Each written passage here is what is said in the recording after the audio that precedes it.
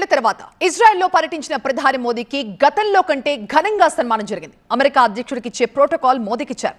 Israel parliament మోదీకి speaker of senate మెడల్ని బహుకరించింది. ప్రధాని మోదీ విశ్వగురని మరోసారి నిరూపించుకున్నారు. ఇజ్రాయెల్ పర్యటనలో మోదీకి అడుగడుగున ఘన స్వాగతం లభించింది. ఇజ్రాయెల్ అధికార పక్షంతో పాటు విపక్షాలు కూడా మోదీ పర్యటనను స్వాగతించారు. ఇజ్రాయెల్ పార్లమెంటులో మోదీ ప్రసంగాన్ని విపక్ష ఎంపీలు కూడా చప్పట్లతో అభినందించారు. ఇజ్రాయెల్ పార్లమెంటు నెస్సెట్ లో మోదీకి స్టాండింగ్ ఓవేషన్ లభించింది. సభ్యులంతా నిలబడి మోదీ ప్రసంగానికి కేరింతలు కొడుతూ మోదీ మోదీ అంటూ నినాదాలు చేశారు.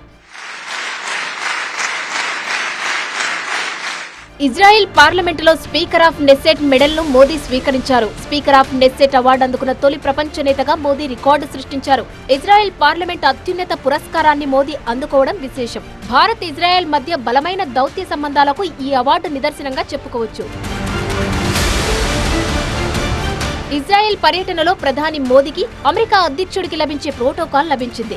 ఇజ్రాయెల్ ప్రోటోకాల్ ప్రకారం అమెరికా అధ్యక్షుడు పోప్ ను మాత్రమే ఆ దేశ ప్రధాని ఎయిర్పోర్ట్ లో రిసీవ్ చేసుకోవాలి. కానీ ఈ ప్రోటోకాల్ లో ఇజ్రాయెల్ ప్రధాని నెతన్యాహు పక్కన పెట్టారు. సతీ సమేతంగా ప్రధాని మోదీకి నెతన్యాహు స్వాగతం పలికారు. ఎయిర్పోర్ట్ లో మోదీ హగ్ అందరి దృష్టిని ఆకర్షించింది. నెతన్యాహు తన సోదరుడి లాంటి వాడని అన్న మోదీ ఆప్యాయంగా కౌగిలించుకున్నారు.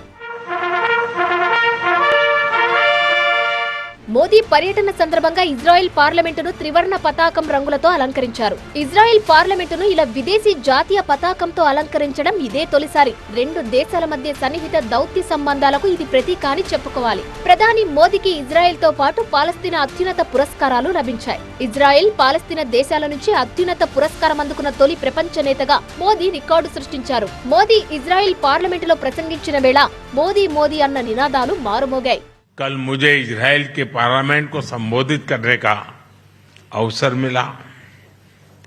वहां मुझे speaker of the Knesset medal से भी सम्मानित किया गया. मैं इस सम्मान के लिए क्नेसेट स्पीकर महोदय, मेरे मित्र प्रधानमंत्री नेतन्याहू और इजराइल के लोगों का हार्दिक आभार व्यक्त करता हूं और इसे 140 करोड़ भारतवासी और भारत इजराइल मित्रता को मैं समर्पित करता हूं.